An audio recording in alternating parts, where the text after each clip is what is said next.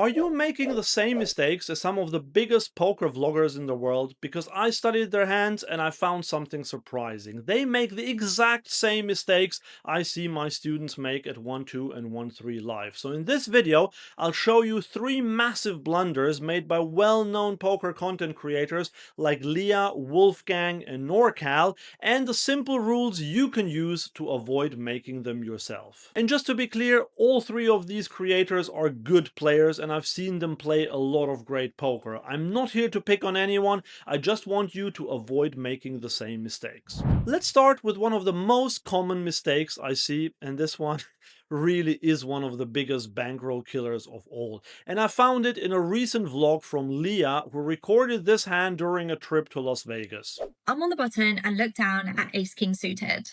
The under the gun limps, and of course I pay in a raise to $15. The small blind calls, and the under the gun player also makes the call. The flop comes ace jack 3 rainbow, so we just hit top pair, top kicker. And it always feels great to hit with ace king. When it checks to me, I bet a c bet of $15, and only the under the gun player decides to call. The turn is the 9 of clubs, which doesn't complete anything, so I'm thinking that when he checks to me, I definitely want to size up with my bet. So when he does check, I decide to put out a bet of $100. So far, I think Leah has played this hand well. She raised the limper pre-flop, bet the flop, and then sized up on the turn. If I wanted to be nitpicky, I would say she could have bet the flop much bigger, because I don't think an ace ever folds there. Because it's a 3-way pot though, I don't think it's terrible to go smaller. But I really like that she finds the overbet on the turn. And now watch what happens next. I decide to put out a bet of $100. That's when he does something really unexpected, and he puts in a raise to $250, leaving less than $100 behind. This puts me in a really interesting position, as obviously I do have a strong hand with top pair, top kicker, but when he raises, he's trying to tell me that he has a stronger hand than that.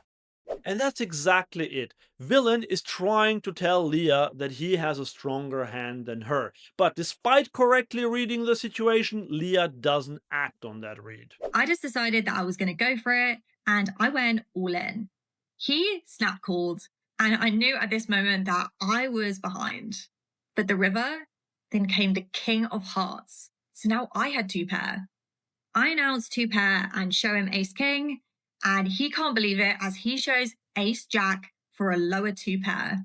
And we could hear it in her analysis. She thought that because Villain had limped, it was unlikely that he had a set or 2 pair. And I don't disagree with that, but here's the important point. It doesn't change the decision. If a passive opponent, and someone who limp calls preflop is likely a passive opponent, decides to raise your overbet, and this is also important. It wasn't just a small bet that Leah made. She overbet and got raised. So yes, if a passive opponent raises your overbet, then 1 pair is almost never good. So basically, all you have to do in such a spot is to use the bulldog exploit. I've named this exploit after the cute little dogs that you can play with nicely until they become aggressive.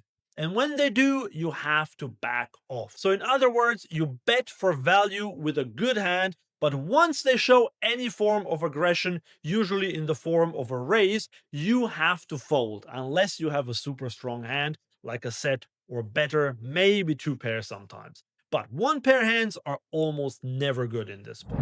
But let's look at the second mistake. This one is less spectacular, but I see it a lot too, and apart from being expensive, it also gets players into a lot of unnecessary trouble, like it happened to Wolfgang in this example. I will say though, Wolfgang is making this play partly because he knows these are the kind of hands viewers enjoy watching. I look down at a terrible 5 deuce of clubs, but when a bunch of players limp, I can't help myself. I squeeze here to $25, and of course, I forgot we're in Texas. We're gonna go Texas heads up here when 3 players put in the call.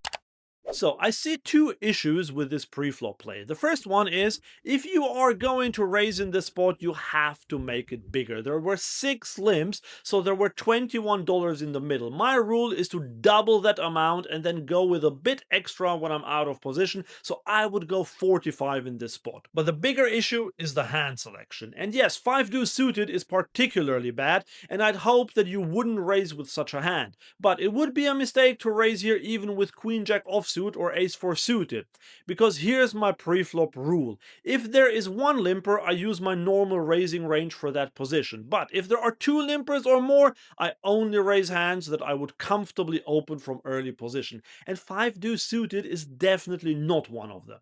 It might be a nice feeling when you can take down a pot with 5 high, but if you get called, it will be hard to play it profitably, especially if you're out of position like Wolfgang is in this hand.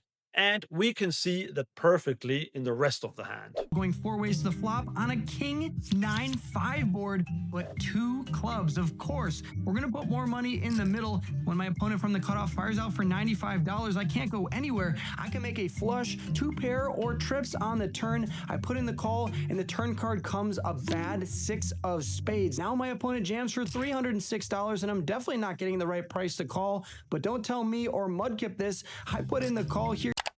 Once again, we have a creator whose analysis is spot on, and yet he makes the wrong decision. So because he raised this hand pre-flop, he now finds himself calling an all-in with 4th pair and a draw when he doesn't get the right price to call. But there's always a river card to bail out some hard-working content creators. But luckily the river card comes, a card that bails me out, the queen of clubs, $911 in the middle, and he turns over king 9 for flop 2 pair. Look at him shake his head. And by the way, if you're unsure which hands to raise pre-flop, whether first in or after a bunch of limpers, you can get my free pre-flop ranges cheat sheet I've designed specifically for live low-stakes games. Click the link in the description below or scan this QR code.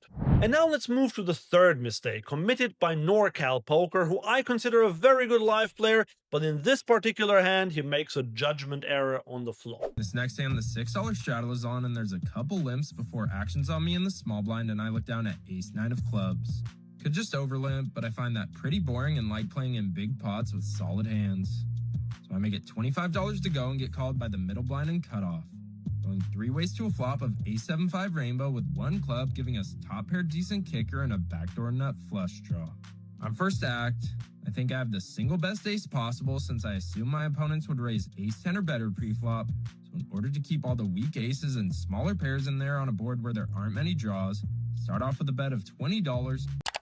So this is the interesting bit. NorCal says that he probably has the best ace possible because his opponents would have raised ace-10 or better. And I agree with that, even though I would add that his opponents could have 2 pair or sets. But there is another side to this. He has 2 opponents in this hand, he is out of position, and he has a hand that is good but not amazing. Let me ask you 2 simple questions about this hand. First, if this stays a small pot, how often does NorCal win? Well, probably very often. Because if one of these players has a monster, they're eventually going to tell him. But now imagine this becomes a huge pot. NorCal bets the flop, bets the turn, bets the river, and gets called all the way. How often is ace-9 still good? Almost never. So think about that. Small pot, we win a lot. Big pot, we win rarely. Then which pot should we try to play? Obviously, the small one. And you don't keep a pot small by betting into 2 players yourself. That's what I call the 2-pot rule test. Ask these 2 questions and then decide which route to take based on the answers. In this exact hand, I would want to start with a check. And remember, checking doesn't mean we're giving up. If someone bets, we can comfortably call and still get value from worse hands. But in this example, NorCal gets bailed out as well. Start off with a bet of $20. Both players call, increasing this pot to $135. So going 3 ways to a turn. It's a good one in the 9 of hearts, now giving us top 2 pair. 6-8 gets there for the straight, but other than that, I don't think there's much to worry about.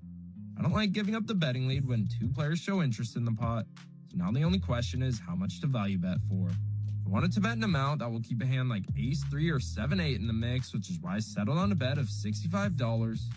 But neither player must have had those hands because they both end up folding. So just remember, everyone makes mistakes at the table, including successful content creators, but if you follow my 3 rules from this video, you'll be better than the vast majority of players. And don't forget to get my free preflop ranges cheat sheet. But if you want to see a quick improvement in your game, I'll show you 5 more simple rules to crush live low stakes poker. So watch this video next.